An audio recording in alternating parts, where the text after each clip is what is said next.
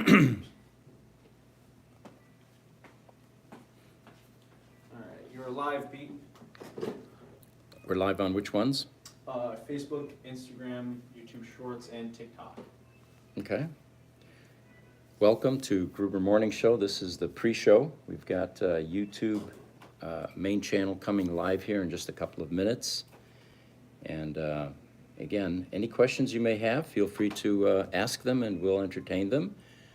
Let us know where you're coming in from. And we'll announce that as well. We're always fascinated by people coming in from all over the world for this podcast and these shows.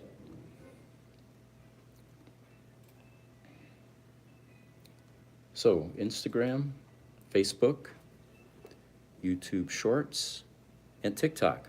Welcome, TikTok. Right now, the TikTok audience, I think, is one of our largest of all of the platforms that we're streaming on. What's so remarkable about electric car?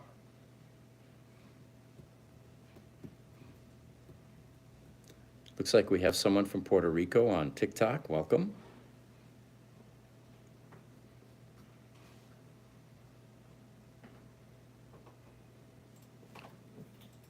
Looks like Instagram. We have someone from Slovenia. Welcome. And Mr. Tesla Canada joined us. Hello, Patrick. How are you doing? 30 seconds, Pete. 30 seconds to go. Patrick is working on a EV video. We'll definitely want to check that out. It's called the EV Tipping Point, and the basis of the video is the EVs are beginning to take over. So that should be a good video. And it looks like we've got seconds before we go live on YouTube. Yep, counting down. And 5, 4, 3, 2, 1. Welcome back to Gruber Motor Company and the Gruber Morning Show, where we discuss all things EV and the latest news and trends, and we entertain questions from everyone that is interested in asking them. We actually added a couple of streaming platforms this morning. I'd like to introduce our normal streams, which is YouTube, Instagram, and TikTok, and we also today have Facebook and YouTube Shorts. So welcome to the Gruber Morning Show. Again, if you're asking questions, tell us your location. It's always fascinating to find out from the various parts of the world that people are watching our podcast and interested and curious about all things electric vehicle. One of the first things I wanted to cover today, this was an interesting one, talking about the Cybertruck. Everybody is anxious to get their Cybertruck. Many of you may have reservations. It turns out Elon stated that the Cybertruck would be waterproof enough to cross rivers, lakes, and even seas. Now, there's an interesting notion. Forget your, expensive plane tickets to Europe. Just get in your Cybertruck. It may take you a while, but it'd be interesting if you could cross the oceans in your Cybertruck. It's a well-known fact that people who love outdoor activities buy pickup trucks because they can drive on dirt roads, rocks, grass, and even streams. But when it comes to water and an electric car, the average person will immediately say that these two are incompatible. But those familiar with Teslas know that the company's vehicles repeatedly prove their safety when owners were forced to cross completely flooded roads. I remember one shot in China. There was a flooded underpass, and I swear this Model S must have been underwater up to the side windows, and it made it through. Unlike an internal combustion engine car where you have intake ports and you're bringing air from the outside to promote combustion, EVs don't have any of that need, and so if the battery stays watertight and the cabin is waterproof, then you could theoretically float across something or drive through water. We have another local customer that actually attempted to prove that a Tesla Model S could be turned into a submarine. And we were not only involved in the event on site where he attempted this, but we did preparations for his Model S. It was a Model S Plaid, actually, and waterproofed it to the extent that we could. As it turns out, though, when he finally went into this big trough that was filled with water, the car began to float, despite the fact that he had a few thousand pounds of weights in it. So it looked like the air inside the vehicle overcame the ballast. But anyway, getting back to the Cybertruck, Elon says that it would be able to cross streams, and it would have the ability to float for a while and serve as a boat for a while. He says that the Cybertruck should be able to cross rivers, lakes, and even seas. Now, we don't know if he was joking about the overseas thing, but I would tend to think that that would be the case, but it's a novel thought. We have a TikTok greeting from Northern Ireland, an Instagram greeting. Good morning again from Ireland. YouTube. 8637 Paul. Hi, I'm Paul in the UK. Love these broadcasts. Second week with a Model Y. Loving it. Do you think that there should be more thought put into the manufacturing stage about recycling the batteries? Well, there actually is a lot of thought put into recycling. There are a number of companies emerging. One of the largest is Redwood Materials, owned by none other than J.B. Strobel, who was the CTO of Tesla for 14 years. So very knowledgeable, and they are recycling lithium-ion battery packs, or actually any type of battery pack for that matter. And the good part about that is we're not putting them into landfills. We're actually recycling, and many of these materials will be sold back to the EV manufacturers, creating a true closed loop recycling effort. So we've got another interesting thing here. For those of you that were watching the AI Day with Tesla, and we've got an image to pop up there, the robot that is watering a plant. Now, is that a mind-blowing shot or what? The question that was asked was, just imagine what these humanoid robots will be capable of within a decade. Currently, if you notice in the picture, they have a tether connected to the robot, and that's, as Elon said, we don't want the thing falling flat on its face because of a misstep.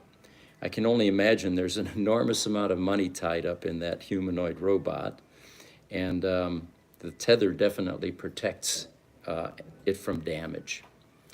But it was quite a event, somewhat more technical than the average person would prefer, but they had to start somewhere. Now, Tesla is not the first company making or focused on creating humanoid robots. There's a company, Boston Dynamics, for example, that has been involved in making robots since 1992. We've got Oobtech, Hanson Robotics, Samsung Electronics, Shadow Robot Company, Intuitive Robots, Mako Robots, Kindred Systems.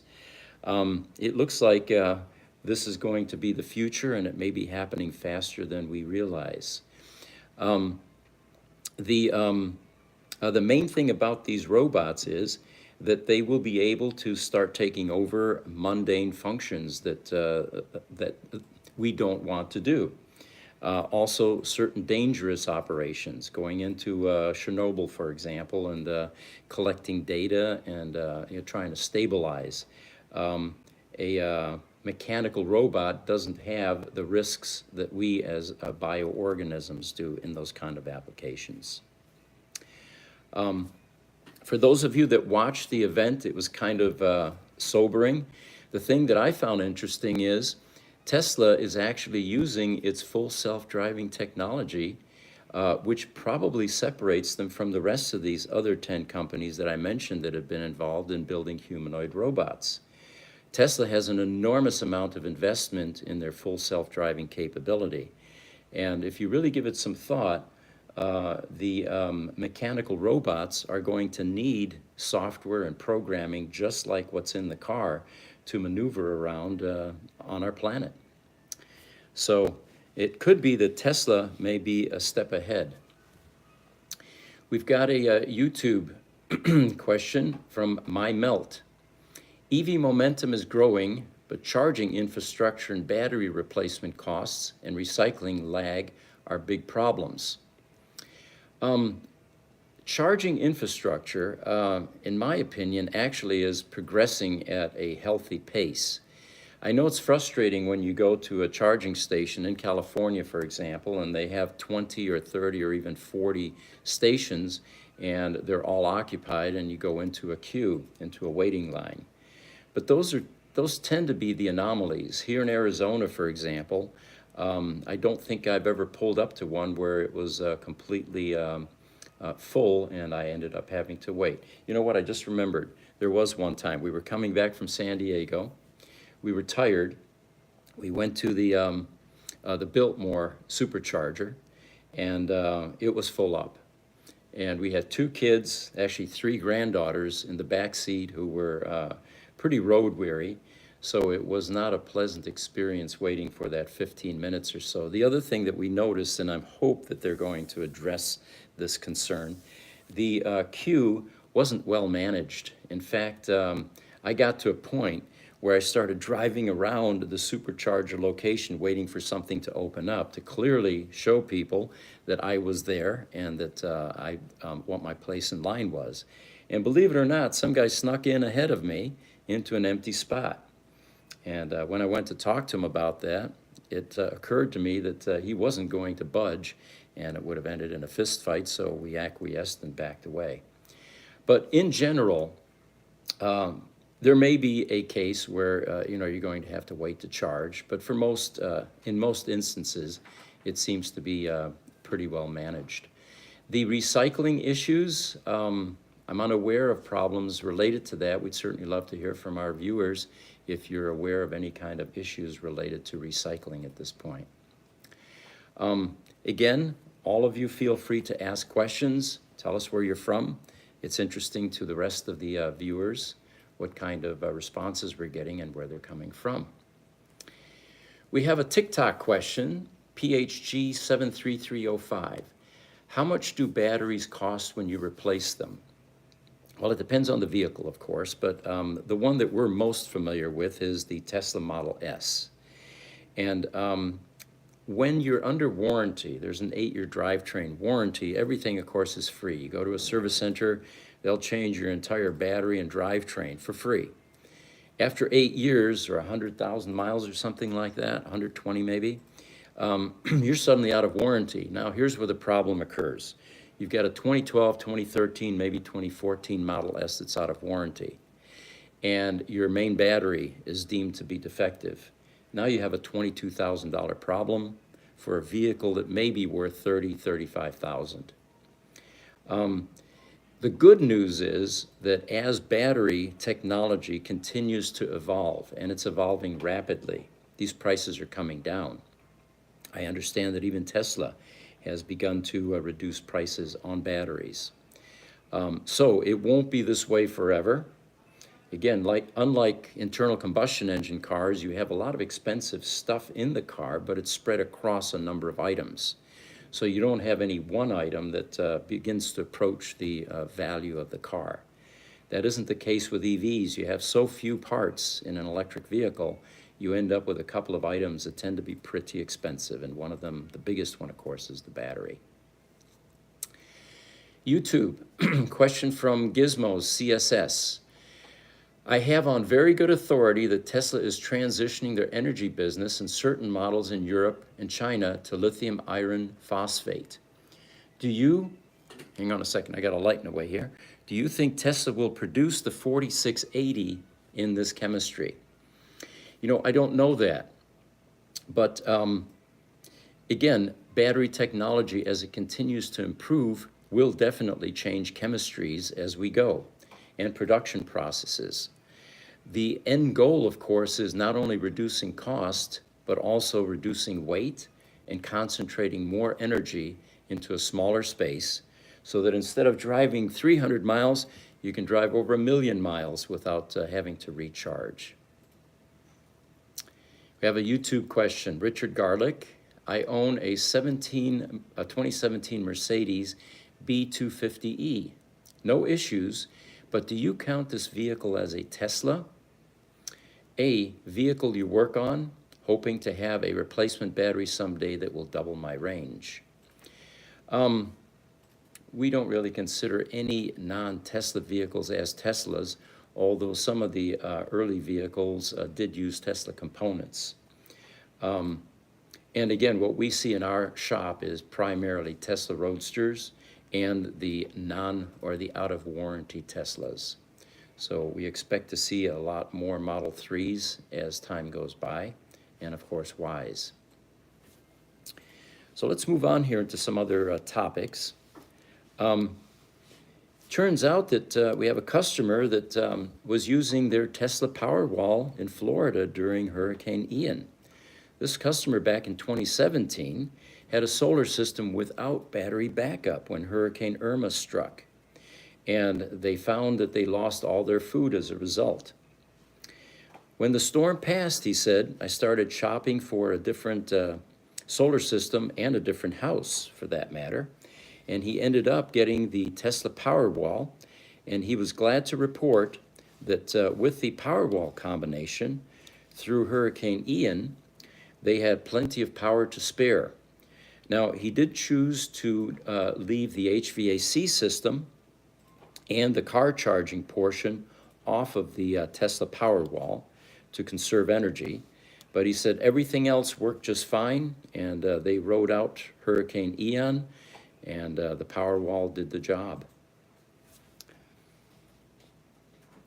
Looks like we have an Instagram question from Ropate Tamaz. I believe that first humanoid robot mission will be to replace human workers at the Tesla factory. Well, it's always a concern. Will these robots take our jobs? I think that in our lifetime, the type of work that robots will be doing will be the type of jobs that we don't want to do. Now, as we start moving into sentient AI, and that's around the corner as well, there will come a day when robots and machines, at least humanoid robots, will be able to do a better job than we are. Fundamentally, computers already do that. Calculators, for example. So it is coming, but I wouldn't be too concerned at this point because initially I think these humanoid robots are just simply going to take the jobs that we don't want. Have an Instagram question from Took It Today. Will they eventually limit the speed? 0 to 60 is extremely fast. Well, my first comment to that is I hope not. I'm really enjoying those 0 to 60 times that we're able to get with these electric vehicles. They just kind of pin you back in the seat, and you get to experience top fuel dragsters without the expense and having to go to the drag strip. I think that the question probably has a larger component, which is that it may be unsafe to give that much power to current drivers. And that part I can agree with. Those of you that drive have probably noticed that in the last few decades, the quality of driving on the road is beginning to decline. It's not uncommon to see people completely distracted, not only putting up makeup in their rearview mirror while they're driving, but cell phones have probably created more accidents than any piece of technology that we have.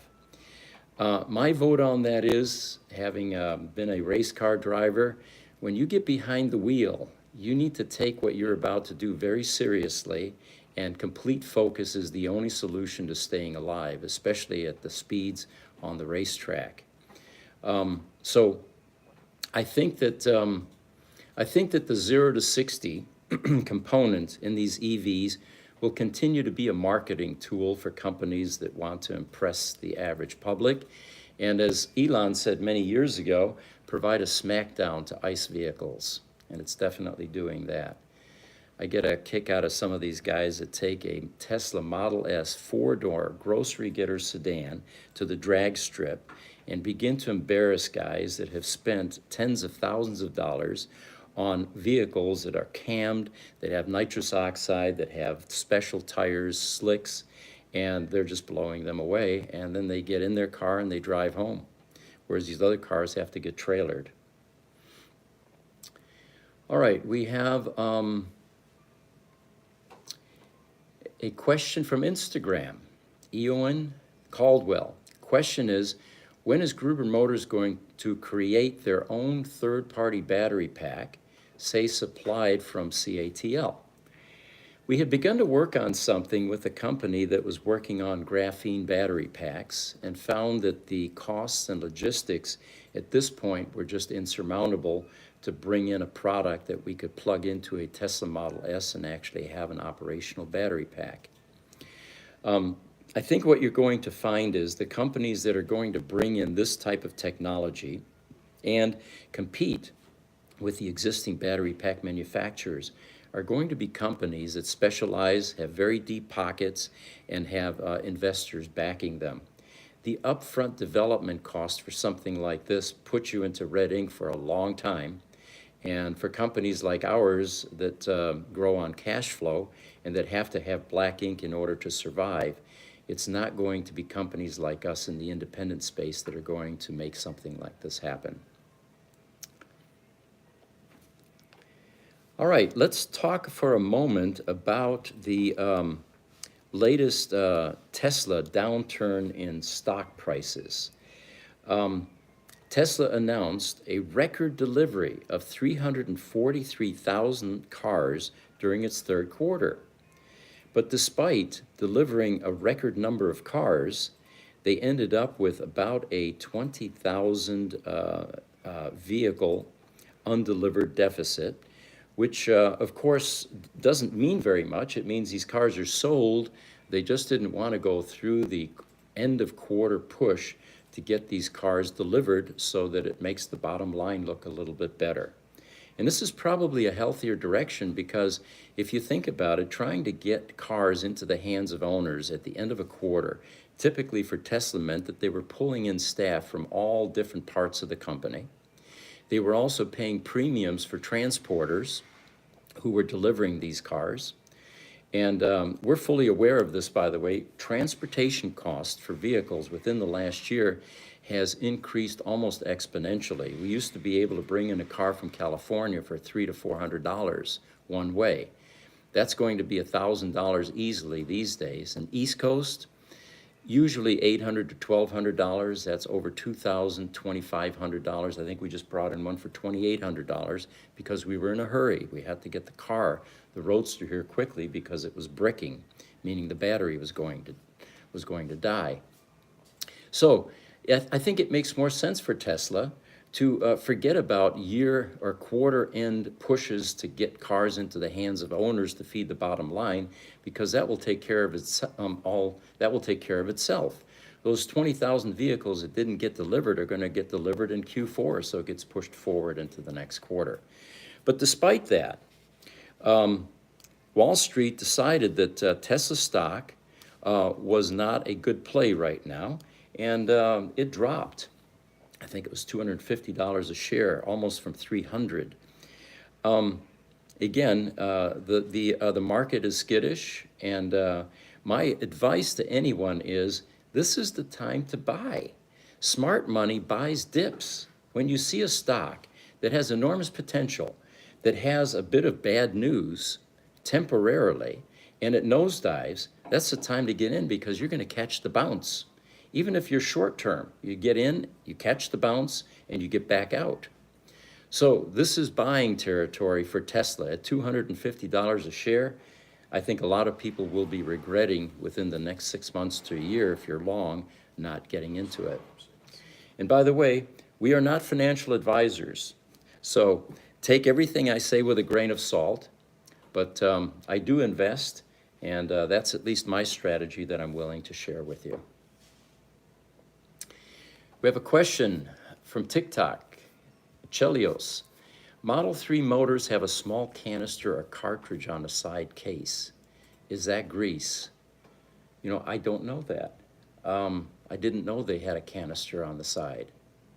That'll be an interesting one for our readers to research and check into. All right, so let's see what else we have here. There is a graph that we can pop up, and it shows the Tesla quarterly production, staying with that topic of what happened in Q3 of 2022. And you can see that graph looks quite healthy. They again broke some records. But despite that, Wall Street decided, Tesla is not a good play right now. And I guarantee that's going to be temporary. Is that image up for our viewers, guys? It is not. I'm working on that. I'm figuring out how to do that. Just keep going. Okay, all right. We'll bring up that image here shortly then. All right. Let's see if we have any questions here. We do not have any further questions at this time. Okay. It looks like on Facebook we've got Jiminy Stack. He is an old EV enthusiast and expert. He is watching us on Facebook. Welcome, Jiminy. How you doing? So the Tesla Optimus robot prototype. It was not the only thing that Tesla shared last Friday during its AI Day presentation. Autopilot director Ashok Eluswamy took the stage during Tesla's AI Day to talk about how the company's full self-driving software has improved. Now here's a statistic that blew me away. He said that there are now 160,000 customers running on the beta FSD software, compared to only 2,000 from this time last year. There have been 35 software releases to FSD, and Elon made another prediction that he's made before. He said that this FSD, full self-driving technology for vehicles, would be ready for worldwide rollout by the end of this year. But he did acknowledge that regulatory and testing hurdles remain before any of that happens. It's going to be pretty exciting to have vehicles on the road that are almost driverless.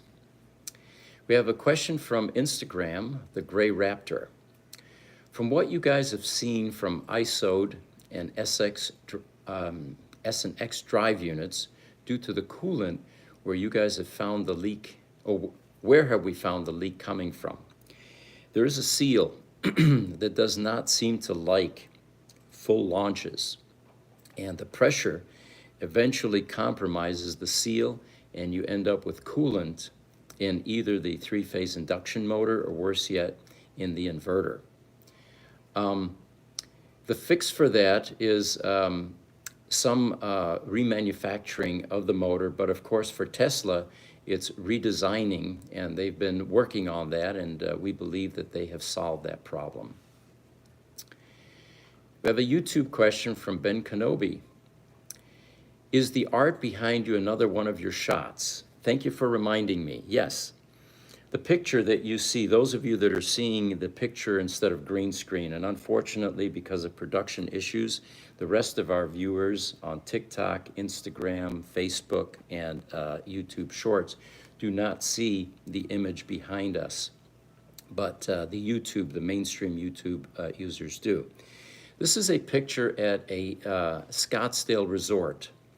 And what I find interesting using Photoshop is that you can take an image, create a copy of that image, take all the saturation out of the second image, in other words, rendering it to black and white, and then by using your delete tool, you can delete certain portions of the black and white image, which then lets the original color bleed through. This is great for taking shots of a car, for example, where you really want the focus to be on the vehicle and the background to recede. So you take pictures of your car and then you delete all of the portions within the car, exposing now the color content behind that image. So that's what this image is.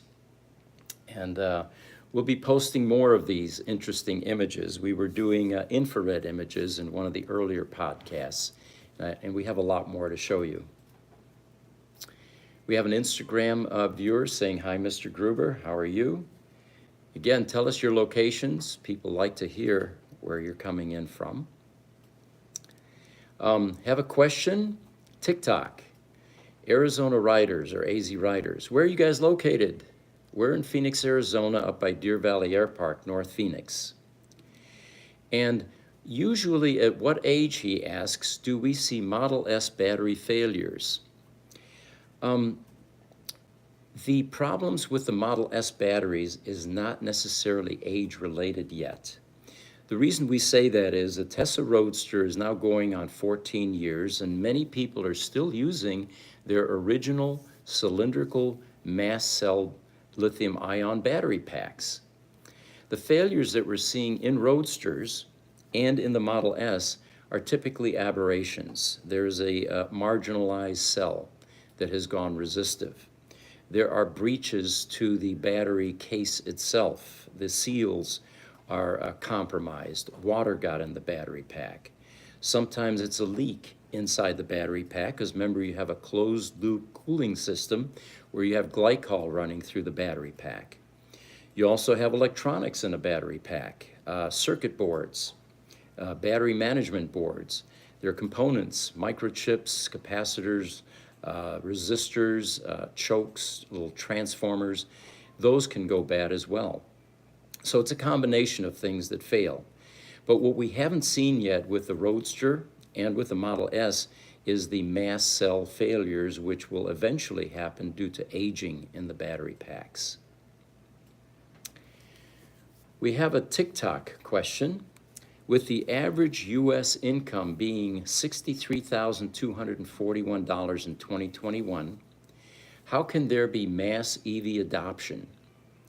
Well, remember that in the world of EVs, you have your luxury cars, the Tesla Plaid, for example, even the higher or the larger battery pack Teslas. But then at the same token, you have the smaller battery cars, and you have a number of other EV manufacturers that are making cost-effective EVs. GM is one of those in that list, Ford. So not every EV is going to be expensive. And then you have the Chinese companies, which really haven't penetrated the US market as heavily as they could. But they have cars like Candy, stock symbol is KNDI, who has an $18,000 EV. I mean, that's getting down into the range of internal combustion engine vehicles. And by the time you throw the federal tax credits or the state tax credits on top of that price, a couple of years ago, year and a half or so, you had ended up with almost a $10,000 EV, brand new, full warranty from China. So it is affordable, but there's definitely something to be said for the first electric vehicle made by a mainstream US manufacturer that is actually substantially less expensive than an internal combustion engine car. And that day is coming rapidly. On Instagram, Dan of 300, how much does it usually cost to replace a single battery cell since the whole battery has to be taken out of the car? Well, the question almost answers itself. To take a large 1,200-pound battery pack out of a Tesla Model S, for example, or a 1,000-pound battery pack out of a Roadster, takes a lot of labor. Then you have the issue of finding that one resistive cell that's inside that battery pack, or the engineers that have to come and fix the electronics if it's something related to the battery management boards in the packs. The costs do tend to begin to increase, so it's not just a simple method of changing one cell like you do in your flashlight. So question is from Matt Nichols, 3000, can you put Tesla motors and batteries in my 1972 El Camino? Yes, anything can be done. The question is it cost effective? And that answer right now is a resounding no. Unless there's an emotional attachment to that 79 El Camino and you want to convert that to EV, it's a lot of fabrication, it can be done. What we're all waiting for is manufacturers that are going to make crate engines, basically, or crate drivetrains that are plug and play that you can put into vehicles, legacy vehicles like this. And that day is probably coming rapidly with mandates that by year 2035, you won't be able to buy a ICE vehicle in California anymore or manufacture one. We have a YouTube message from Ben Campbell. Good day, Pete, from Perth, West Australia. Welcome, Ben. So we were talking about full self-driving. Honestly, I can't wait. That's going to be an exciting time. We have a graph or a picture to show up of the 2,000 customers versus 160,000 that are now on full self-driving. The other significant thing about that is the other manufacturers, EV manufacturers, are basically going to be starting from square one. Tesla already has the hardware and the software available, and for them it will just simply be flipping a switch. So again, does Tesla have a huge lead in the EV market? A resounding yes. Jiminy Stack, here locally on Facebook, is coming in. He says, yes, I have a new 2022 Bolt EV. Very affordable. We need to move that up. There you go, thank you. It is rated at 260 miles on a charge. I get 300 miles on an 80% charge in mostly city driving. So that answers an earlier question, are EVs affordable? And so 2022 Bolt EV. I'll let you guys Google it and find out what the price of that is. Have a question from Instagram.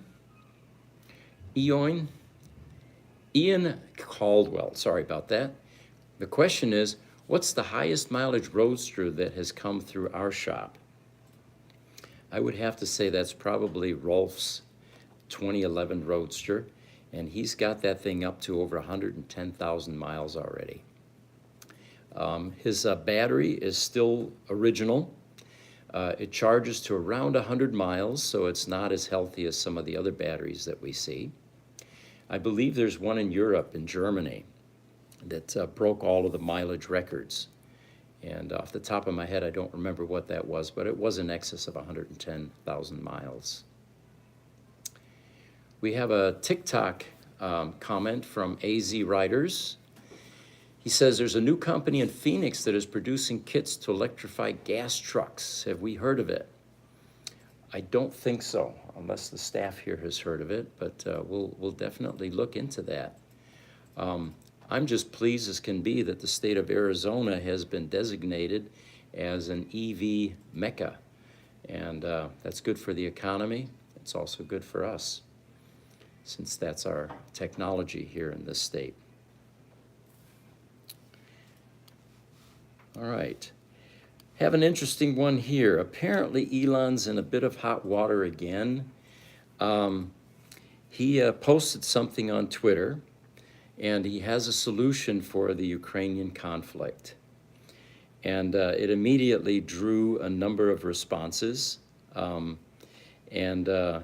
the president of Ukraine, Vladimir Zelensky, chimed in, and his poll was, do we like the Elon that is pro-Ukrainian or the Elon that is pro-Russian? And so far that poll indicates that the pro-Ukrainian Elon is the one that most people want to see. Now, he does make some good points. You know, this war is just dragging on. And this referendum, the votes that were just recently cast, has been called a sham by most countries. And by the way, I'm not trying to politicize this show, but since it involves Elon, I don't mind talking about it just a bit here. By the way, those of you that want to see an interesting video on our YouTube channel, 4 or 5 months ago, I felt compelled to send a personal message to Putin, and I simply created a video that tried to encourage him to stop this type of war. And you may find it interesting for those of you that are on YouTube.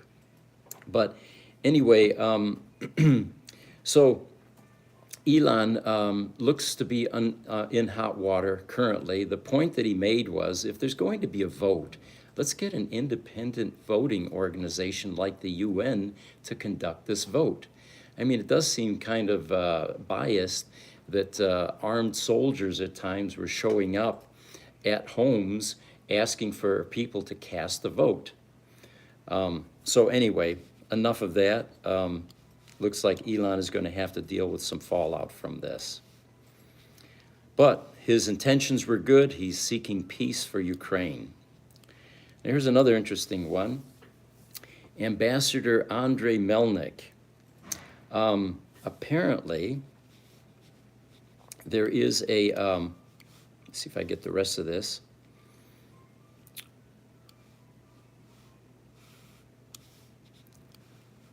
All right.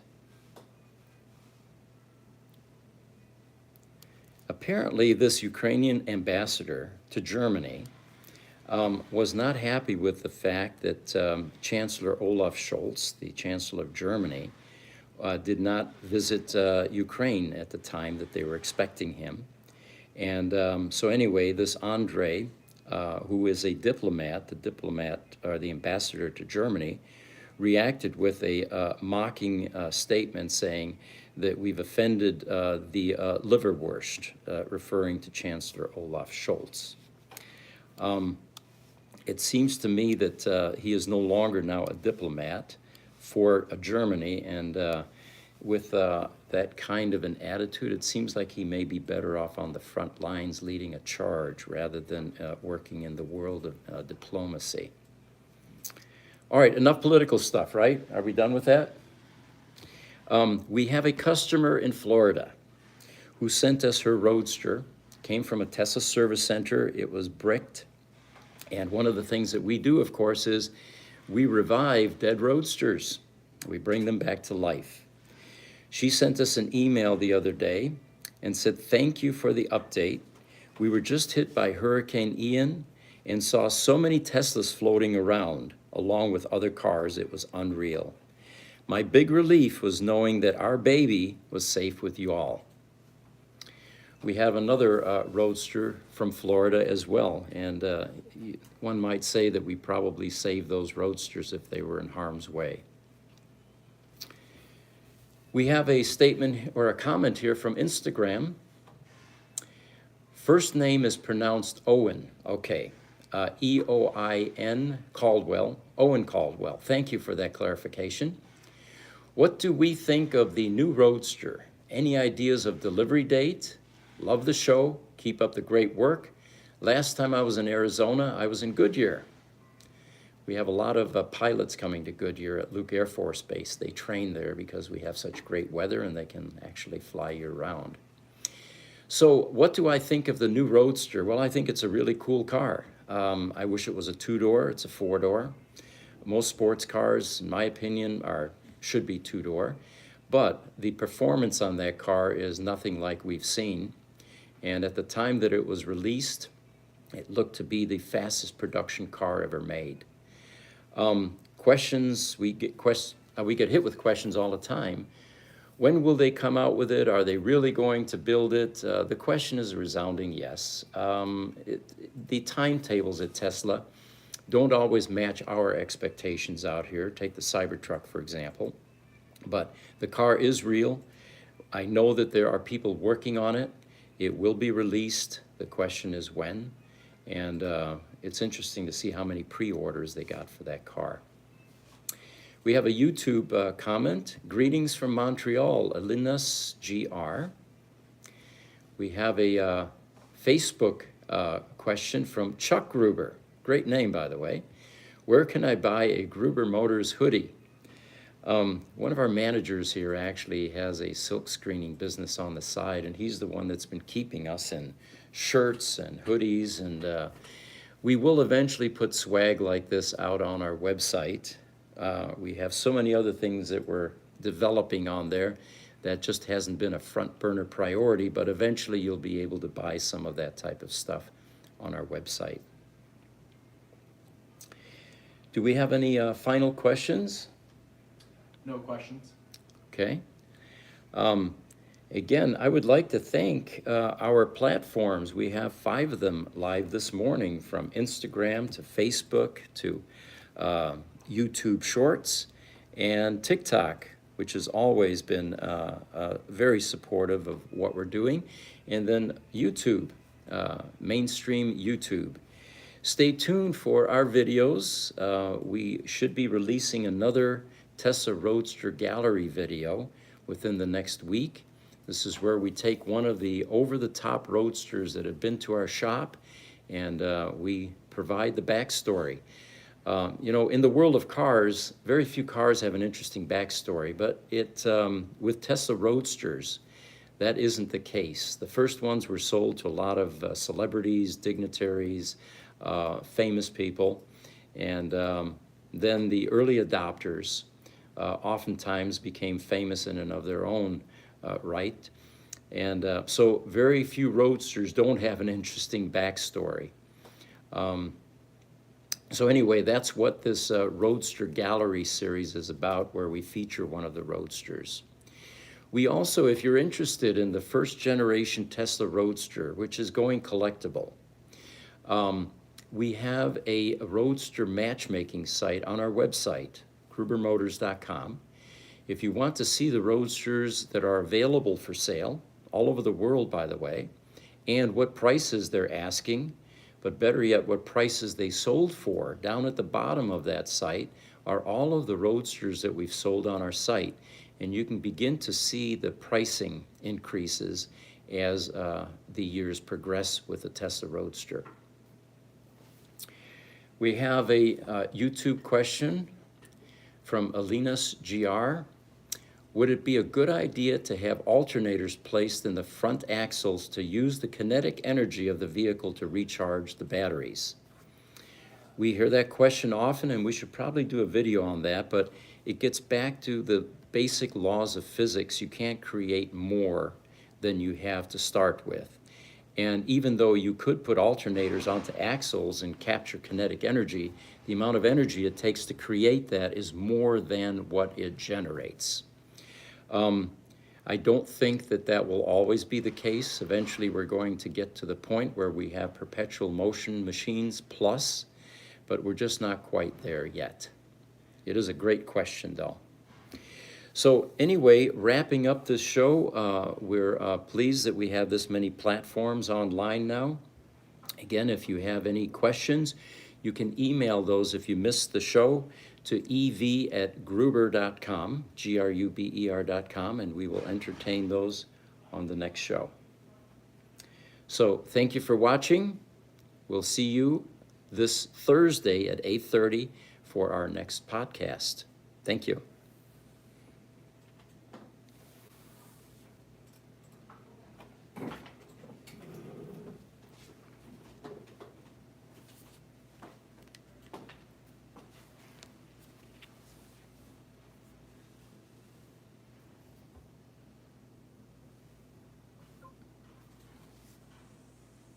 We're gonna have to get a bunch of charge cables. Yep.